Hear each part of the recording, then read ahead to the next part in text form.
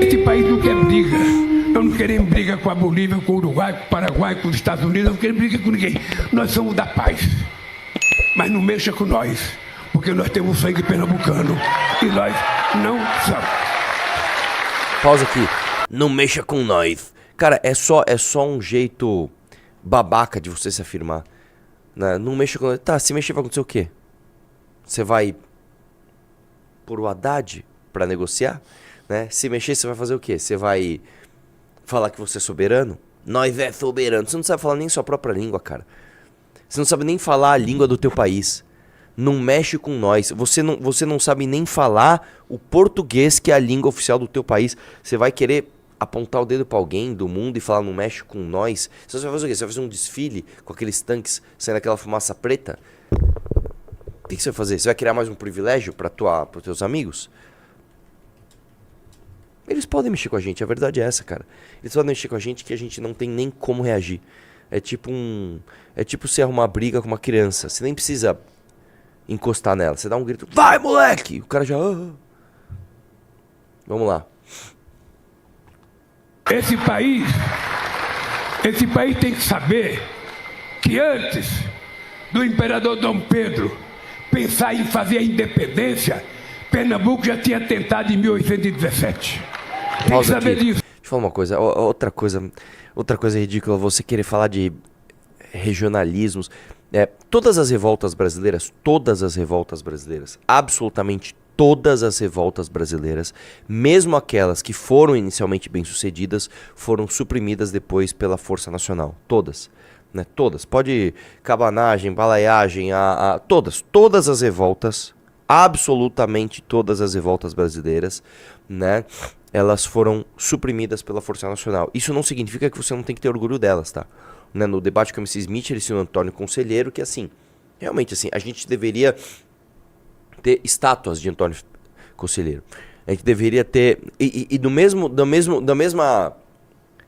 Da mesma forma, a gente deveria ter estátuas de Dom Pedro, de José Bonifácio, né? Que representaram o imperialismo brasileiro. Né? A gente tinha que ter... estátuas dos heróis, né, da balaiagem, da cabanada. Só que a gente não tem, né, da Revolução Farroupilha. Você deveria ter estátuas dessas pessoas, fazem parte da nossa história, né? E a gente não tem, a gente nem sabe o que a gente é. Vai lá.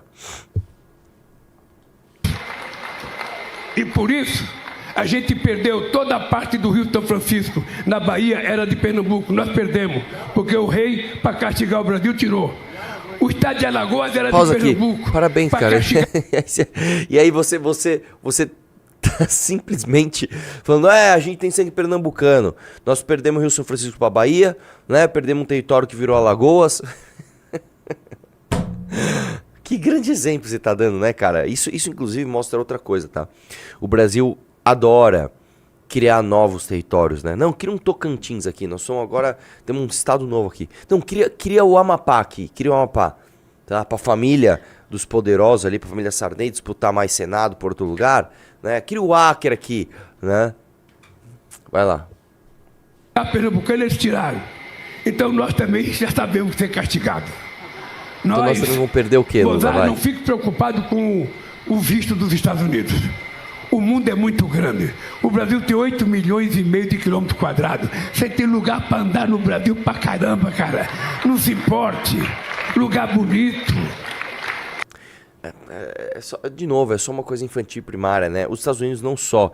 Quando você tem uma briga com os Estados Unidos, você não briga somente com as possibilidades físicas de você entrar naquele território e fazer alguma coisa lá. Não é só esse o problema. O problema é que os Estados Unidos hoje é ainda a maior superpotência do mundo e é a potência que mais influenciou o Ocidente, né?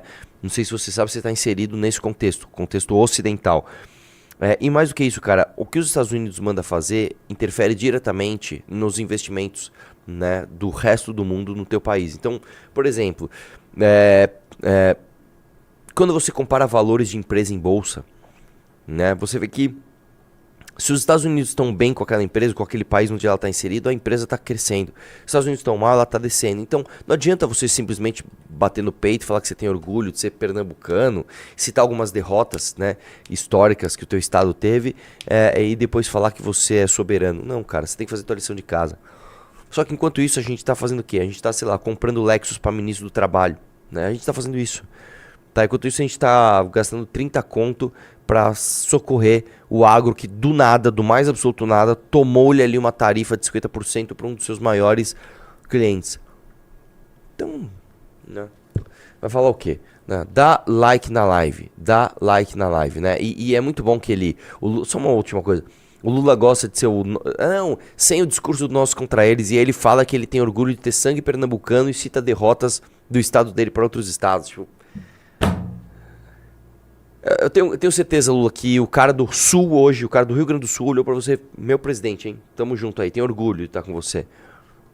O governo do presidente Luiz Inácio Lula da Silva aumentou durante o recesso o ritmo de pagamento de emendas parlamentares adotado pelo Planalto. A expectativa é que a torneira continue aberta após a retomada dos trabalhos no Congresso, diante da expectativa de reconciliação entre Executivo e Legislativo, simbolizada pelo encontro com os presidentes da Câmara e do Senado na última terça-feira. O recesso parlamentar durou de 17 de julho a 4 de agosto. Nesse período, 18 dias, o governo federal pagou 2,9 bilhões de emendas, com média de pagamento diário de 160 milhões. 162 milhões de reais todos os dias em emendas parlamentares. O Brasil vai muito para frente, nós temos muita chance de dar certo, tá? Após a retomada dos trabalhos do Congresso até o dia 11/8, data da última atualização dos dados, foram 881 milhões pagos, sendo 146 milhões em média diária.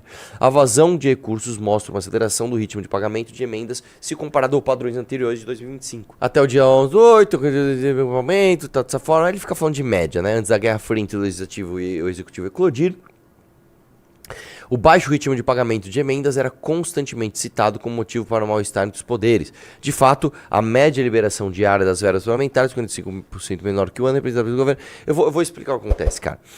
O governo Lula, o governo do PT, desde que entrou em 2002, ele utilizou a seguinte maneira de negociar. Já que a gente tem uma forma autoritária de pensar, já que nós somos ideologicamente centralizadores de poder, e no Brasil nós temos uma democracia que dá superpoderes para o Centrão, vamos fazer o seguinte, vamos se aliar ao Centrão comprando esses caras, vamos criar um mensalão. Então o Lula foi lá e criou um mensalão. Não sei se vocês lembram, era basicamente um escândalo onde o Lula comprava o voto do cara. Ô, mano, você vai ser oposição ou você vai ser situação? Ah, vou ser oposição. Não. Seja situação, seja governista, e eu te dou aqui 30 mil reais por mês, tá bom? Ô, beleza. A moda pegou tanto, velho, que os caras criaram até mensalinho. Então, por exemplo, você tinha um restaurante. Tem um restaurante, quero ser restaurante aqui na Câmara. Quanto é o aluguel? Sei lá, 10 mil reais por mês. É 10 mil reais por mês, mais 10 mil reais pro presidente da Câmara deixar você usar o seu negócio ali. É assim, os caras falam, foda-se, vamos só roubar pra caralho. E roubaram muito. O escândalo explodiu em 2005. Denunciaram pra caramba, saiu na Globo, saiu na Veja, saiu tudo que é lugar. Qual foi a punição do Lula? Ele foi reeleito em 2006. Disputou com o Alckmin na época, né? Que o Alckmin falava, você quer voltar à cena do crime? E voltou à cena do crime. O que aconteceu em 2010, quando a Dilma ganhou a eleição a primeira vez? A Dilma, para conseguir o controle do Congresso, começou a aumentar muito despesa. Beleza. Resultado, 2014, a Dilma ganha do Aécio. E aí, meu irmão, eclode o esquema do Petrolão. Então, roubando a Petrobras para fazer propaganda, o que eles faziam? Eles pegavam dinheiro da Petrobras e basicamente faziam propaganda pro PT, tudo caixa 2. E propaganda ganharam a eleição. Ganharam a eleição, a Dilma, tô bem aqui, vem uma crise, vem a marolinha. A marolinha chega e é um tsunami. O que a Dilma faz? Começa a controlar o preço do combustível e da energia artificialmente. Começa a subsidiar com dinheiro de imposto. Tá? E o brasileiro, que bom, acho que as contas estão ok. Isso, na verdade, foi final de 2013. Tá? Aí, meu irmão, o que acontece quando a Dilma vê que perdeu o controle completo do Congresso? Não tem mais o que fazer? Impeachment. Chega o mito, o verdadeiro mito, o grande Michel Temer, né? Aí ele chega lá com a sua donzela bela, recatada e do lar, Marcela Temer, e conserta o país. Faz reformas, acaba com o excesso de emenda, tal, deixa tudo no jeitinho, né?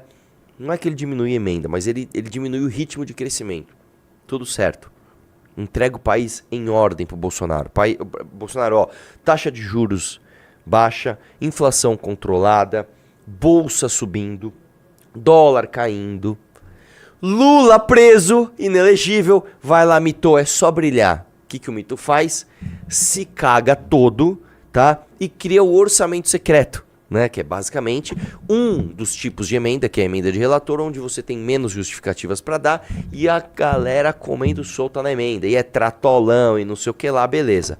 Lula ganha eleição. Chega o Lula. Irmão, olha o cenário que o cara pegou. Só crescente de emenda. Ele tentou no começo, ele tentou, de fato, ele tentou. Ô, vamos dar uma segurada aí, meu.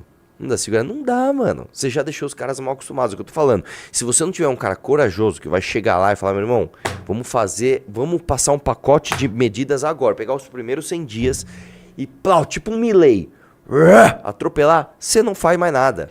E é isso que tá fazendo. Então hoje, o que você tem? Você tem um governo em crise, tanto em crise econômica quanto em crise de popularidade. Você tem um Congresso que adora, né, um cheiro de sangue. Os caras estão vendo cheiro de sangue e falando, não, vamos comer emenda pra caramba e dar emenda, e dar emenda, e dar emenda. E aí, no final das contas, você tem um oponente, que é o Jair Bolsonaro, que é tão ruim, que ainda dá um fôlego de popularidade pro Lula, né? No meio disso tudo, a gente arruma briga com os Estados Unidos e fica bancando aqui que a gente é soberano. É isso, tá? O resumo de tudo é isso. E aí agora o cara tá turbinando mais uma vez emenda parlamentar. Olha que maravilha, hein? Olha lá.